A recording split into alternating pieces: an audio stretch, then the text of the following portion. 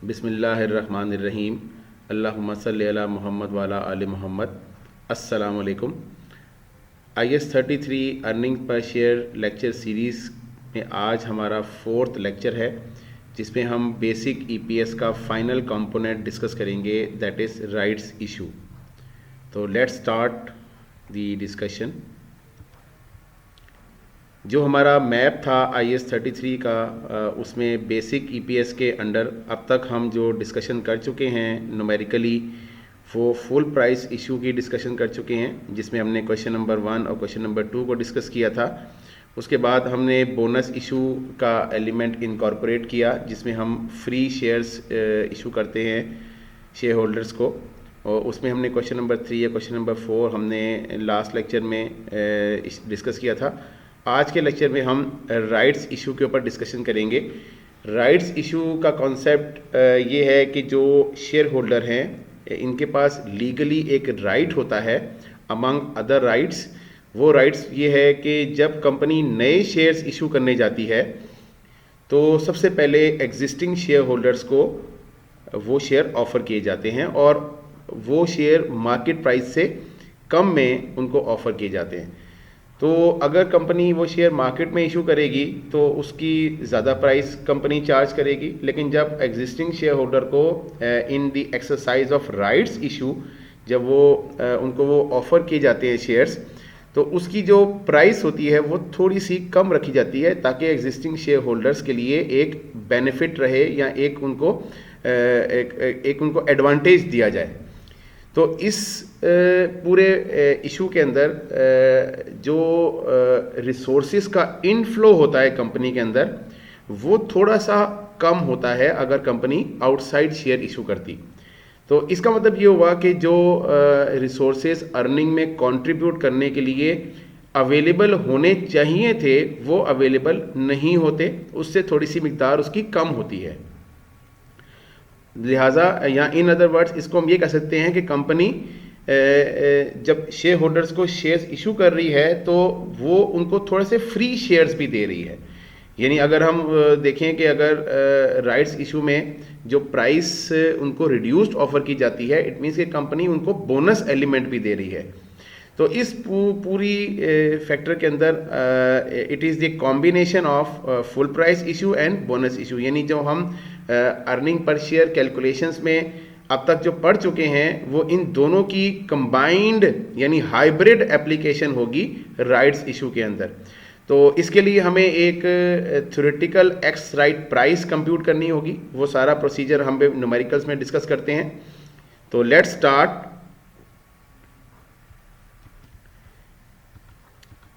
Question number 5, basic EPS rights issue.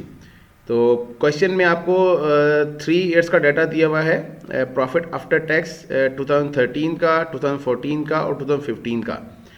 इस question के अंदर मेरी एडवाइस ये है कि यहाँ तक अगर आपने मेरे पिछले वीडियोस वॉच नहीं किए हैं, जिसमें मैंने फुल प्राइस इशू और बोनस इशू को डिस्कस किया हुआ है, तो आप पहले उन वीडियोस को वॉच कर लें, ताकि आपका जो वेटेड एवरेज का कैलकुलेशन है और जो अर्निंग परचेज की कंपैरेटिव ईयर्स के साथ कैलकुलेशन है, उसका कॉन्सेप्ट थोड़ा सा क्लियर हो जाए और आप इस लेक्चर को वॉच करने के लिए थोड़े से कॉन्सेप्चुअली तैयार हो जाए, रेडी हो जाए।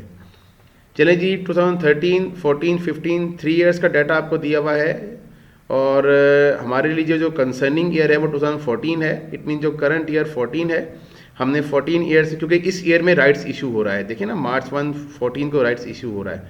तो एक साल हमने राइट्स इशू से पहले का रखा है, ताकि पिछले साल की कंपैरेटिव बन जाए, और एक साल हमने राइट इशू के बाद रखा है, ताकि हम राइट इशू के बाद किस तरह EPS के ऊपर इफेक्ट पड़ता है वो भी हम डेमोन्स्ट्रेट कर सकें आप लोगों को। तो इसके बाद shares outstanding before rights issue, यानी जो आपको 1 मार्च 14 को जो आउटस्टैंडिंग शेयर्स थे वो 50,000 है। उसके बाद राइट इशू की आपको इंफॉर्मेशन दी जा रही है कि 1 new share for each 5 shares outstanding. ये आपको एक राइट्स इशू दिया जा रहा है, यानी कंपनी ने शेयर होल्डर्स को ये ऑप्शन दिया है कि जिसके पास 5 शेयर है, उनको हम एक राइट इशू का शेयर देंगे। अच्छा, वो ये राइट इशू का शेयर फ्री शेयर नहीं होता। राइट इशू के शेयर में थोड़ा सा डिस्काउंटेड प्राइस ऑफर की जाती है शेयर होल्डर को। तो उसके बारे में डिटेल आपको बताई जा रही है कि एक्सरसाइज प्राइस जो है वो 5 रुपीज़ की है, यानी 5 रुपीज़ पे वो एक्सरसाइज कर सकता है इसको। और लास्ट डेट जो है वो उसकी 1 मार्च है, यानी 1 मार्च तक आप जितने भी राइट्स इशू है वो हमारे कंप्लीट हो जाएंगे। उसके बाद जो हमें फे वैल्यू दी हुई है 1 ऑर्डनरी शेयर की इमीडिएटली बिफोर द एक्सरसाइज जो 11 रुपीज़ की दी हुई, यानी आप देखें कि अगर कंपनी ये शेयर मार्केट में इशू करती तो 11 रुपीज़ के रिसोर्सेज का इनफ्लो होता, लेकिन कंपनी एग्जिस्टिंग शेयर होल्डर्स को ये शेयर इशू कर रही है तो उसके लिए 5 रुपीज़ के ऊपर ये शेयर ऑफर कर रही है। तो ऑब्वियसली ये एक एडवांटेज है, बिल्कुल फ्री भी नहीं है और बिल्कुल भी फुल प्राइस पे नहीं है। It is a in between या हाइब्रिड फॉर्म ऑफ या हाइब्रिड सॉर्ट ऑफ इशू। तो मैंने आपसे डिस्कस किया था कि इस पे हमने जिस साल हमने राइट इशू करना है उस साल हमें एक theoretical ex right price compute करनी होती है जो हमने उस साल इंकॉर्पोरेट करनी है, और उसी थ्योरेटिकल एक्स राइट प्राइस से हमने एक बोनस फ्रैक्शन कंप्यूट करना है। ठीक है, तो ये दो काम हमने करने हैं। फिर जो बोनस फ्रैक्शन होगा, आप देख रहे हैं कि यहाँ पे जो वेटेड एवरेज की कैलकुलेशन है 2014 के ईयर की, उसमें एक कॉलम हमने एक्स्ट्रा रखा हुआ है, दिस इज बोनस फ्रैक्शन। ये कॉलम पहले नहीं था, ये कॉलम हम इसको कैसे यूज़ करेंगे वो हम पहले देखते हैं। पहले हम क्वेश्चन का सोल्यूशन स्टार्ट करें। बोनस इशू और राइट इशू में जो डिफरेंस है वो भी आपको यहाँ पे क्लियर हो जाएगा। तो राइट्स इशू के केस में जब आपका जिस डेट को राइट इशू हो रहा है उस डेट को हमने एक कैलकुलेशन करनी होती है थ्योरेटिकल एक्स राइट प्राइस की, और आपके सामने ये मैंने फार्मूला रखा हुआ है थ्योरेटिकल एक्स राइट प्राइस का, that is market value of shares already in issue, यानी जो आपके पास ऑलरेडी शेयर इशू किए हुए हैं, plus proceed from new share issue. ठीक है, जैसे आपके सामने था कि आपको 5 के ऊपर 1 शेयर इशू करवाए जा रहे थे, तो 5 की मार्केट वैल्यू और जो आपको 1 के अगेंस्ट पैसे मिलेंगे वो इसमें ऐड ऑन हो जाएंगे, और उसके बाद जो total number of shares including right, ठीक है, यानी टोटल नंबर कैसे हो जाएंगे, 5 शेयर्स हैं तो ये 6 हो जाएंगे एक शेयर होल्डर के पास।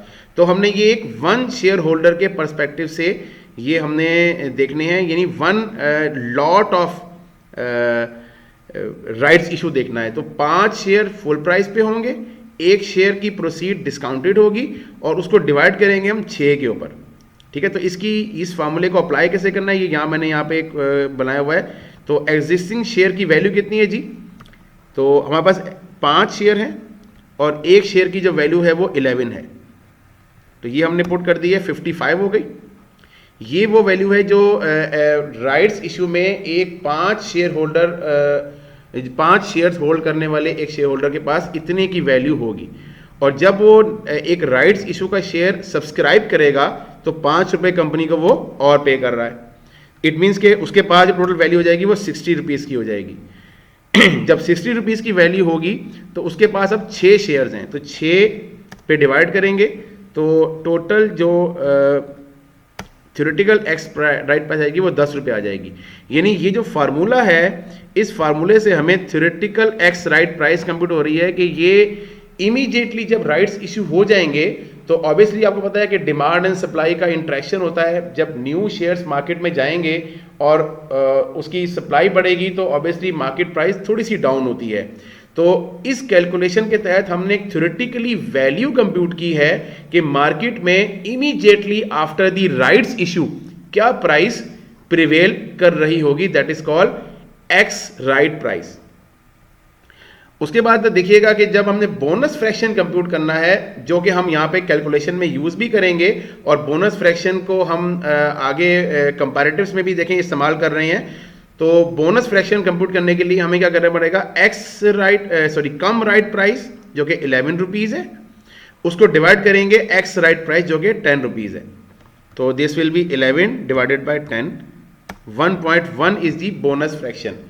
अच्छा, अब कॉन्सेप्ट क्या है कि जब आपके पास बोनस फ्रैक्शन आ गया, कैलकुलेट हो गया, तो आपने जिस डेट को आप राइट्स इशू कर रहे हैं उस डेट से पहले जितने भी लॉट्स आपने शेयर्स के इशू किए हुए हैं उन सब को आपने बोनस फ्रैक्शन से एडिशनली मल्टीप्लाई भी करना होगा ताकि वेटेड एवरेज एडजस्टेड निकल सके। क्यों? कि इसमें कुछ एलिमेंट फ्री शेयर्स का भी है जो हमने इस बोनस फ्रैक्शन के अंदर इनकॉर्पोरेट कर लिया हुआ है।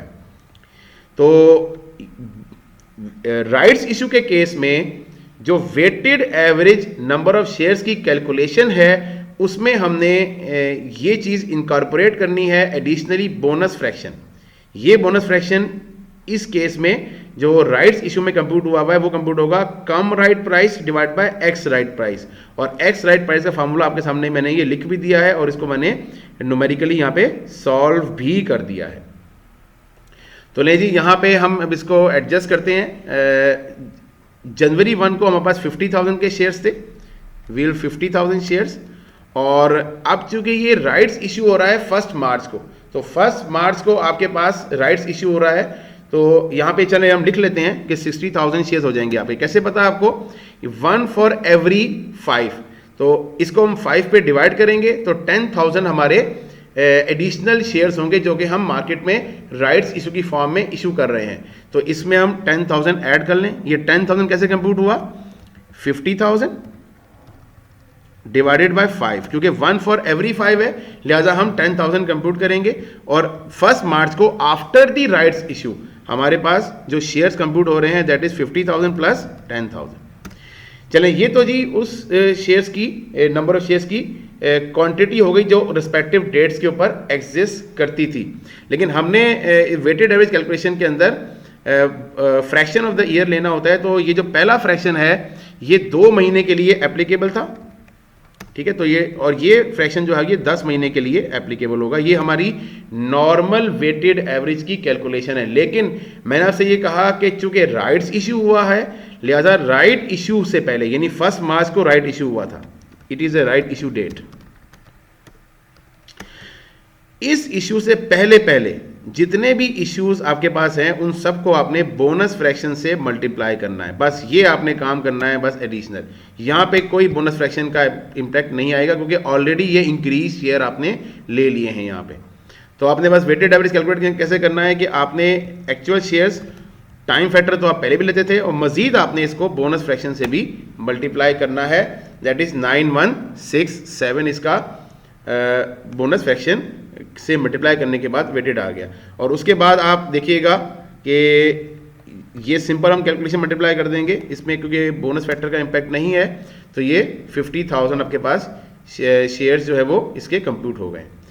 तो बस फ़र्क क्या है, वेटेड एवरेज कैलकुलेशन के अंदर आपने बस बोनस फ्रैक्शन को प्रीसीडिंग्स तमाम इश्यूज़ पे, यानी आपने राइट्स इशू के बाद में इसको एडजस्ट नहीं करना, राइट इशू से पहले जितने भी इश्यूज हैं वो आपने एडजस्ट कर लेने हैं। तो आपके पास जो number of weighted average shares आ गए वो 59167 आ गए। तो आप देखें यहाँ पे हम 2014 की कैलकुलेशन इजीली कर सकते हैं। तो 2014 के लिए जो हमारी इनकम है वो 38,000 है, इसको डिवाइड कर लेंगे number of weighted average ordinary shares, तो ये होगी 0.64 जी। अब हमने क्या करना है, जैसे आप जानते थे कि हमने चूंकि बोनस फैक्टर के अंदर फ्री शेयर्स का एलिमेंट होता है, तो हमने जिस तरह हमने लास्ट लेक्चर में बोनस फ्रैक्शन को यूज़ किया था कंपैरेटिव्स को एडजस्ट करने के लिए, इस तरीके से राइट्स इशू के केस में भी हमने पिछले साल की जो ईपीएस है, जो कि ओरिजिनल ईपीएस है, उसको हमने एडजस्ट करना है to incorporate the bonus fraction या राइट्स इशू में जो फ्री शेयर्स आए थे उनके लिए। तो उसके लिए क्या करेंगे, हम पहले ओरिजिनल ईपीएस निकालेंगे 2013 की, that will be 30,000 divided by 50,000। देखें इसमें हमने कोई न्यू शेयर्स जो कि फ्री थे वो इनकॉर्पोरेट नहीं किए हैं।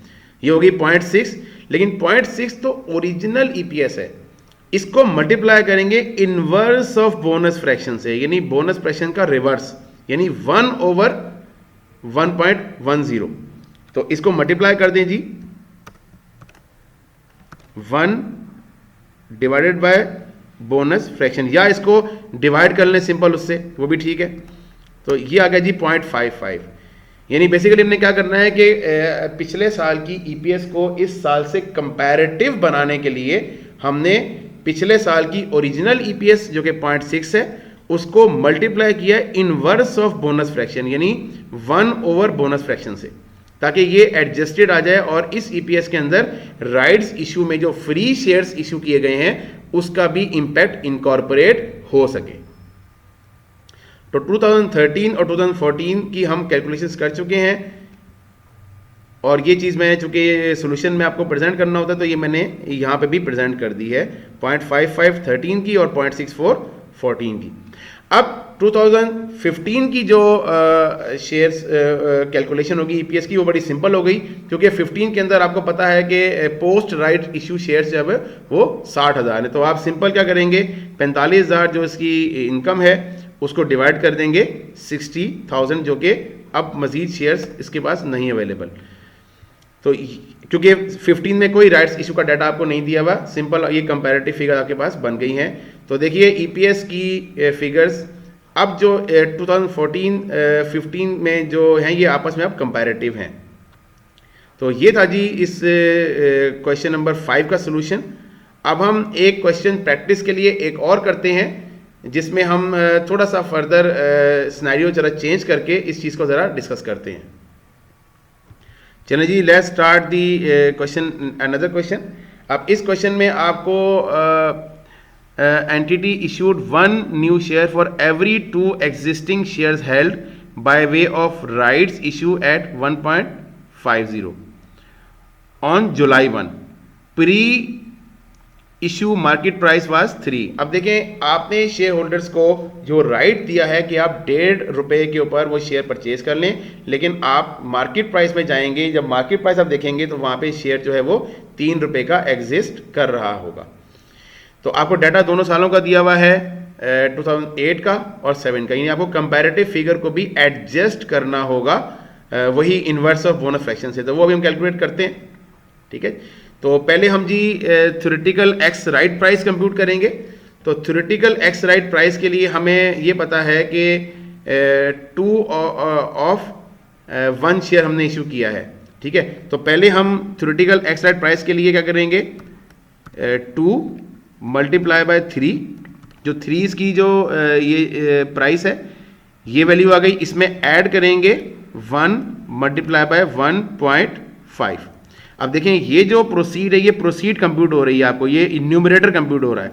तो इस न्यूमरेटर को आपने टोटल कर लेना है जी, ये न्यूमरेटर आ गया, ये आपके न्यूमरेटर की वैल्यू है और इसको डिवाइड कर देंगे आप 3 से। 3 में क्या है 2 शेयर्स तो एग्जिस्टिंग है और 1 शेयर राइट का है, तो ये आपके पास कैलकुलेट हो गया 2.5। तो 2.5 is the theoretical ex right price. यानी आप देख रहे हैं कि जब ₹3 का अपने मार्केट में प्रिवेलिंग शेयर्स है, जब आप राइट्स इशू कर देंगे तो आपकी जो मार्केट में थ्योरेटिकल वैल्यू ऑफ शेयर्स है वो 2.5 हो जाएगी।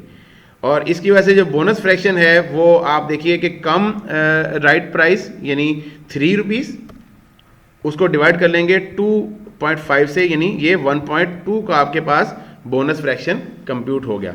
और मैंने आपसे ये बताया था कि जो बोनस फ्रैक्शन है ये हम प्रीसीडिंग जितने भी इश्यूज हैं उसको एडजस्ट करेंगे। तो यहाँ पे भी देखें जो आपके पास फर्स्ट जो डेट को जो शेयर्स इशू थे वो 5,50,000 के शेयर्स थे, तो आप लेंगे यहाँ 5,50,000 के शेयर्स। और ये आपने चूंकि जुलाई 1 को शेयर्स इशू किए हैं, sorry number of shares 1.2 million के, सॉरी नंबर ऑफ शेयर्स हैं 8 लाख के नंबर ऑफ शेयर्स हैं, क्योंकि आपके जो शेयर्स थे वो 1.2 तो उसके बाद हुए हैं ना, 1 तो ये क्लोजिंग शेयर्स दिए हुए हैं आपको दिसंबर 31 को, तो ये 8 लाख के शेयर्स ओपनिंग थे। फ्रैक्शन ऑफ द ईयर ये आपके पास एग्जिस्ट कर रहे हैं 6 मंथ्स के लिए, क्योंकि आपने जो राइट्स इशू किया है वो जुलाई 1 को किया है, तो इसको करेंगे 6/12। और अब चूंकि आपका जुलाई 1 को राइट्स इशू हुआ था तो आपने प्रीसीडिंग वाले को सिर्फ बोनस फ्रैक्शन से एडजस्ट करना है जो कि 1.2 है। तो इसका वेटेड आप कंप्यूट कर लें, this multiply by fraction of the year multiply by bonus fraction, तो ये हो जाएगा 4,80,000।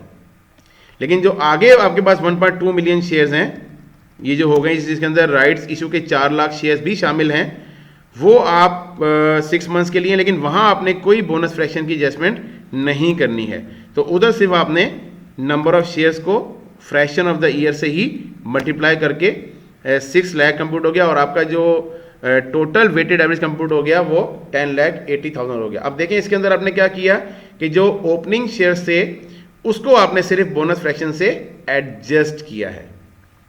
तो आप ईपीएस कंप्यूट कर लेंगे 5,50,000 आपकी जो इनकम है इस साल की, उसको डिवाइड कर लेंगे आप weighted average number of shares जो कि आपके पास कंप्यूट हो गए हैं 10,80,000, और ये 0.509 आपके पास ईपीएस कंप्यूट हो गया। अच्छा, और पिछले साल की जो ईपीएस थी वो आपने एडजस्ट करनी है अब इनवर्स ऑफ बोनस फ्रैक्शन से। तो आपने पहले क्या करना है, पहले आपने ओरिजिनल ईपीएस कहीं कंप्यूट करनी है 2007 की ओरिजिनल ईपीएस। तो वो आपको वो बड़े आसानी से आप कैलकुलेट कर सकते हैं कि 4,60,000 डिवाइडेड बाय 8 लाख, ये आ गई जी ओरिजिनल ईपीएस 0.575। लेकिन ये 0.75 कंपैरेटिव नहीं है 2008 में, क्योंकि पिछले साल के अंदर आपने राइट्स इशू का इंपैक्ट अभी इनकॉर्पोरेट नहीं किया। तो इस ईपीएस को आप एडजस्ट कर लेंगे पिछले ये जो आपका बोनस फ्रैक्शन आएगा उसके इनवर्स से, यानी आप क्या करेंगे दिस डिवाइडेड बाय 1.2, ठीक है, या this multiply by 1 over bonus fraction, एक ही बात है, ठीक है। तो this is comparative figure. Now this is the comparatively this is comparable EPS of 2007 with 2008। तो कॉन्सेप्ट क्या है जी राइट्स इशू में कि हमने बोनस फ्रैक्शन कंप्यूट करना होता है, जिसके लिए हमें पहले theoretical ex right price compute करनी पड़ती है, जिसका फार्मूला मैंने यहाँ पे भी आपके सामने एक्सप्लेन किया था, कैलकुलेशन मैंने बहुत डिटेल से एक्सप्लेन की है। उसके बाद आपने बोनस फ्रैक्शन कंप्यूट करना होता है cum right price over ex right price, और उस बोनस फ्रैक्शन से आपने प्रीसीडिंग्स जितने भी इश्यू ऑफ शेयर्स हैं वेटेड एवरेज कैलकुलेशन के अंदर उसको आपने एडजस्ट करना होता है। तो this is all about the rights issue here. यहाँ पे हमारा जो बेसिक ईपीएस की कैलकुलेशन है वो कंप्लीट हो गई है। आने वाले वीडियोस में इंशाल्लाह हम डाइल्यूटेड ईपीएस के ऊपर डिस्कशन करेंगे, और वीडियो नंबर 5 में हम कन्वर्टेबल्स के ऊपर बात करेंगे, जिसमें हमने कन्वर्टेबल प्रेफरेंस शेयर्स और कन्वर्टेबल बॉन्ड्स के ऊपर हमने डिस्कशन करनी है। और टिल देन इट इज़ अल्लाह हाफिज़ फ्रॉम माई साइड। अस्सलाम वालेकुम।